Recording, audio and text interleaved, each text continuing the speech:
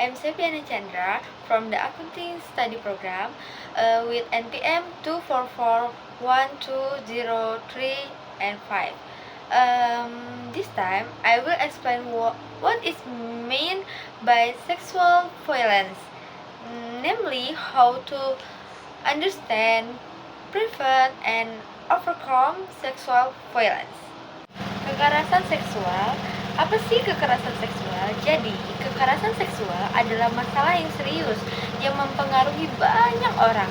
Nah, jadi di presentasi kali ini aku ingin membantu memahami, mencegah, dan juga bagaimana sih mengatasi atau memberikan solusi bagi kalian atau bagi para korban yang terutama korban kekerasan. Jadi, definisi dan bentuk kekerasan seksual itu bentuknya ada banyak. Nah, jadi definisi kekerasan seksual itu adalah tindakan atau paksaan seksual tanpa persetujuan dari kedua belah pihak. Ya, misal ada orang lain yang memaksakan kamu untuk melakukan hal-hal yang tidak senonoh atau 18 plus yang itu tuh dengan paksaan orang tersebut kamu tidak mau tapi orang tersebut tetap memaksa.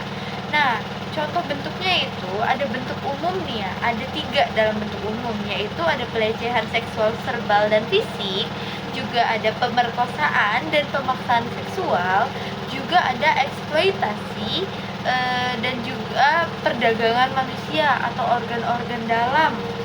Nah, sekarang ini kasus-kasus tentang kekerasan seksual atau ya pelecehan, pemerkosaan ataupun eksploitasi itu sangat meningkat.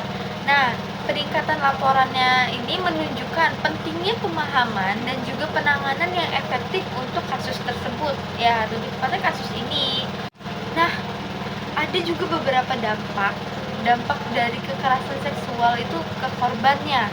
Jadi ada beberapa dampak kekerasan seksual kepada korban, yaitu dampak fisik dengan adanya luka, terus gangguan kesehatan reproduksi ataupun trauma fisik yang mendalam. Ada juga tentang dampak di bagian psikologis, yaitu adanya depresi, kecemasan, stres yang berlebih pasca trauma, ataupun isolasi sosial yang dia menutup diri untuk tidak bertemu orang-orang luar dengan merasa semua orang itu sama seperti orang yang telah melukai atau melakukan kekerasan seksual kepada dia. Nah, terus ada dampak yang ketiga, yaitu dampak ekonomi dan sosial. Nah, yaitu contohnya dia kesulitan untuk kerja atau apa ya, stigma dari lingkungan sekitar itu dia susah mengambilnya. Dia akan susah percaya juga sama orang lain. Dia untuk mencari kerja dia akan susah karena dia merasa apa yang dia lalui itu masih berputar lah di otak dia, jadinya kayak dia takut untuk memulai hal baru lagi setelah kejadian.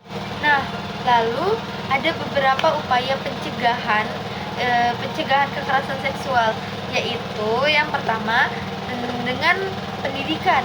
Ya, pendidikan tentang kekerasan seksual dengan cara memberikan pengetahuan tentang hak dan batasan diri sejak dini.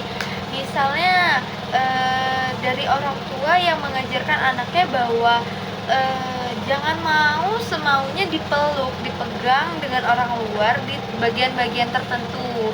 Nah, yang kedua yaitu dengan kebijakan dan penegakan. Nah, contohnya adalah menerapkan hukum yang tegas dan mendukung korban-korban pelecehan seksual tersebut, karena di Indonesia masih banyak oknum yang melakukan hal tersebut, tetapi korban yang terkena itu korbannya tidak mendapat dukungan yang penuh.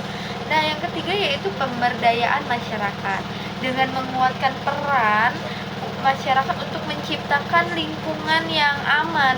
Jadi supaya orang-orang yang sudah menjadi korban itu kalau keluar masih memiliki ngerasa lingkungan itu aman.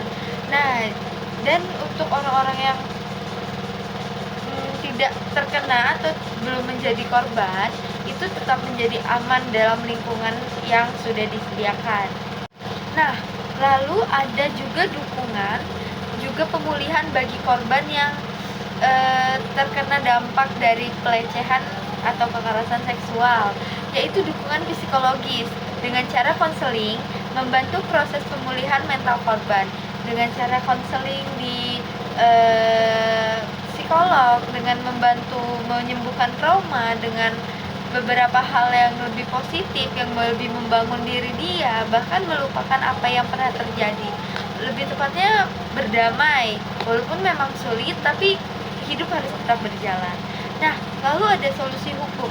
Dengan bantuan hukum dan pendampingan selama proses hukum itu penting, karena korban jarang mendapat keadilan. Jadi, hukum di Indonesia ini memang kuat, tetapi terkadang korban tidak bisa mengungkapkan suaranya bahwa dia terkena menjadi korban dalam kekerasan seksual karena dia takut untuk mencoba untuk speak up ke depannya. Lalu ada reintegrasi sosial, yaitu dengan membangun kembali kepercayaan dan hubungan sosial korban. Nah, dengan cara menciptakan lingkungan yang aman supaya korban itu kalau keluar rumah atau pergi kemana dia merasa aman. Kalau dirinya kalau sudah ada lingkungan yang aman, dia pasti berusaha untuk kembali percaya dengan lingkungan di sekitarnya. Juga orang-orang yang sekitarnya yang mungkin ia temui, yang bahkan sebelumnya ia takut untuk ketemu orang karena ia merasa semua orang itu sama. Okay, that's all I can say. Sorry if there are still many shortcomings. That's all, and thank you. Bye bye.